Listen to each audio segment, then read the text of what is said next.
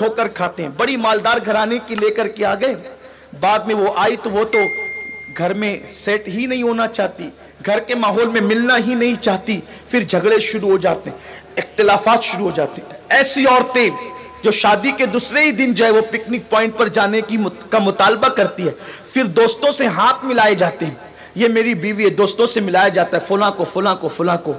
एक मरतबा मेरे कायद ने एक बात मुझसे कही थी कि एक मरतबा ऐसा हुआ कि एक शख्स ने अपनी बीवी को अपने दोस्तों से मिलाया और मिलने का सिलसिला चल पड़ा। एक दिन ऐसा हुआ कि उसकी बीवी ने कहा मैं तुम्हारे साथ नहीं रहना चाहती, मुझे तलाक चाहिए। उसने बहुत समझाया, वो नहीं मानी। आखिरकार कहा ठीक है तलाक लेना है तो कोर्ट में आके तलाक लो। जब वो शख्स कोर्ट पहुंचा तो वो औरत जो आई, वो जो नई नवेली दुल्हन थी जो तलाक का मुतालबा कर रही थी, वो उसी के दोस्त की बाइक पर बैठ करके आई थी तलाक लेने के लिए। बताएं गलती किसकी है? नई तहजीब, जदीद तहजीब। जदीद तहजीब क्या है? ये जदीद तहजीब इस्लाम किसी जदीद की बात और जिद्दत की बात नहीं करता। इस्लाम तो मदीने मुनव्वरा की मदनी तहजीब की बात करता। लोग अपनी बीवियों को अपने दोस्तों से मिलाते हैं।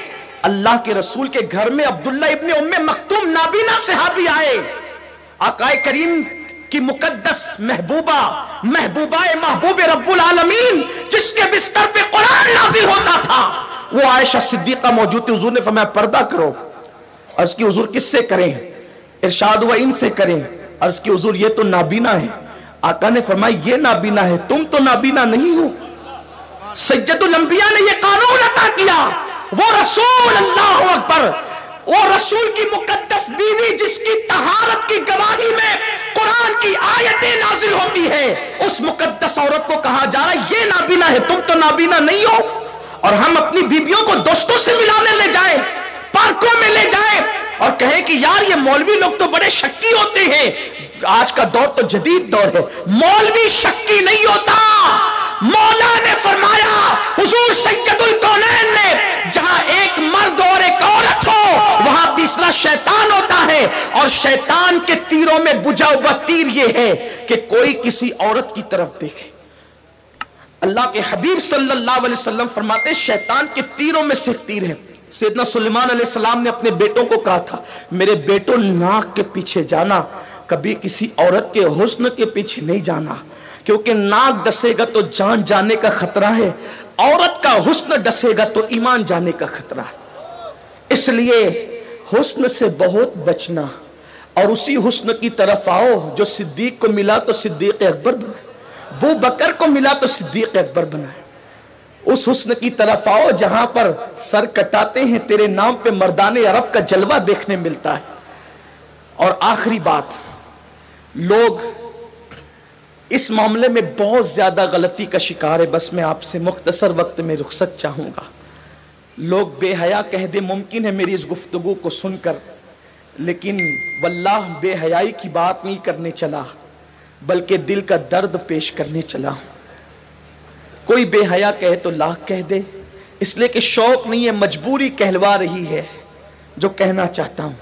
आज हमारे नौजवान जिस फेले बद में सबसे ज्यादा गिरफ्तार हैं, जिना से भी ज्यादा, वो है अपने हाथों से अपने ऊपर गुस्ल को फर्ज करना।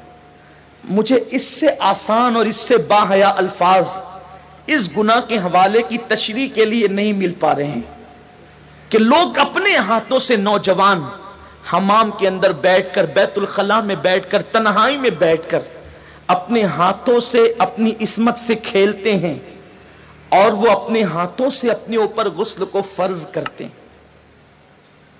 ये क्या है? अल्लाह के रसूल सल्लल्लाहु अलैहि वसल्लम फरमाते कि जो अपने हाथों से अपनी शर्मगाहों से खेल कर अपने ऊपर गुस्ल लाजिम करें, आका फरमाते अल्लाह की, सारे फरिश्तों की और मुझ मोहम्मद की उस पे लानत हो। हुजूर जिस पे लानत करें, जो बेबाक लड़के, बेबाक छोकरे, वो तो जिना के अड्डों तक जाते हैं, लेकिन नाम में हाथ जो शरीफ कहलाते हैं, वो डरते हैं कि जिना से पकड़ न लिए जाएं, इज्जत न चली जाए, तो वो अकेलों में, बिस्तरों पर, मकानों में, दुकानों में, तन्हाइयों में अपने हाथों से अपने सरमाए को बर्बाद करते हैं। मैं अपना दिल का दर्द अपने उन भाइयों तक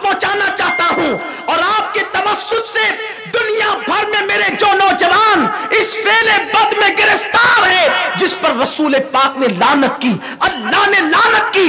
हुजूर अलैहिस्सलातु व तस्लीम के गुलामों, जो अपने हाथों से अपने ऊपर गुस्ल फर्ज करें, कयामत के दिन उनको जानियों से ज्यादा सख्त अजाब दिया जाएगा। जिना करने वालों से बदतरीन अजाब उन लोगों को दिया जाएगा। और मेरे आका अलैहिस्सलाम फरमाते हैं, कयामत के दिन कुछ लोग ऐसे होंगे जिनके हाथ हामिला होंगे, हाथों पर हमल के आसार होंगे। सहाबा ने अर्ज़ की, या रसूल अल्लाह, लोगों के, मर्दों के हाथ हामिला होंगे? आका फरमाते हैं, हाँ, जिन्होंने अपने हाथों से अपने ऊपर गुस्ल फर्ज किया होगा। इशारों की ज़बान में उसका मफहूम अर्ज कर रहा हूं। क़यामत के दिन वो इस हालत में उठेंगे कि उनके हाथ हामिला होंगे। और याद रखना, ऐसा करने वाले, उनके चेहरों पर फटकार बरसती है, आंखों के इर्द गिर्द काले काले हल्के पड़ जाते हैं, गड़े पड़ जाते हैं, आंखें अंदर को धंस जाती है, जिंदा रहकर भी इंसान मुर्दा नजर आता है। और अगर 1 महीने तक ये फेले बद कर लिया, सारी जिंदगी उसकी आदत पड़ जाती है। एक वक्त तो वो आता है कि इंसान शादी के काबिल नहीं रह जाता।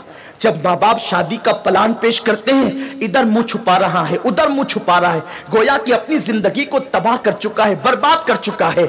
सुन्नी दावत इस्लामी के इज्तिमा में आने वालों, वक्त के इख्तिसार को मलहूज रखते हुए बस इतना पैगाम आपको दे दूं, अगर आज से पहले किसी ने अपने हाथों अपने ऊपर गुस्ल फर्ज करके हुजूर की लानत मोल ली है, अल्लाह उसके रसूल की लानत का वो शिकार हुआ है, अल्लाह अकबर, तो वो आज इस सुन्नी इज्तिमा में सच्ची तौबा करे।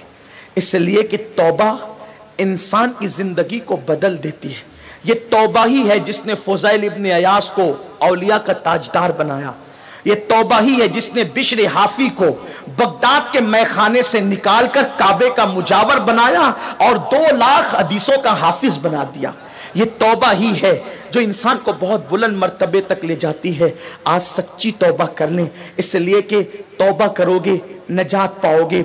एक हदीस पाक का खुलासा इख्तिसार से और अपनी गुफ्तगू तमाम करूं, जब भी ऐसे गुनाह करने को दिल चाहे तो उस वक्त इतना सोचना कि अल्लाह देख रहा है। अगर ये सोच करके गुनाह छोड़ दिया तो जिंदगी कामयाब है।